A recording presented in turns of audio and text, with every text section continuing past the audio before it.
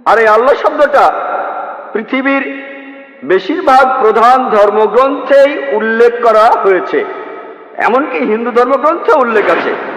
যদি ঋগ্বেদ পড়েন 2 নম্বর গ্রন্থ 1 নম্বর অনুচ্ছেদের 11 পরিচ্ছেদে সর্বশক্তিমান ঈশ্বরের একটি বৈশিষ্ট্যের কথা আছে। ঋগ্বেদের 2 নম্বর গ্রন্থ 1 অনুচ্ছেদের 11 পরিচ্ছেদে, সেটা হলো আল্লাহ। আর যদি সংস্কৃত ডিকশনারি পড়েন, হিন্দু ডিকশনারি, বলা হয়েছে আল্লাহ সৃষ্টিকর্তার একটি নাম। এছাড়াও আরো আছে, সৃষ্টিকর্তাকে বলা হয়েছে আল্লাহ। ঋগ্বেদে 3 নম্বর গ্রন্থে 30 অনুচ্ছেদের 10 পরিচ্ছেদে, এছাড়াও ঋগ্বেদে 9 নম্বর গ্রন্থ 67 অনুচ্ছেদের 30 পরিচ্ছেদে সৃষ্টিকর্তাকে বলা হয়েছে আল্লাহ। আর আল্লাহ সুবহানাহু ওয়া তাআলা কোরআনে বলেছেন, সূরা ইসরার 110 নম্বর আয়াতে উল্লেখ করা আছে, আল্লাহ বলছেন, ওয়ালিদুল্লাহ আবিদুর রহমান আইয়ামা তাদু ফালাল আসমাউল হুসনা, তোমরা আল্লাহর নামে আহ্বান করো অথবা রহমান, যে নামে আহ্বান করো না কেন, সকল সুন্দর নাম সেগুলো তো তাহারই।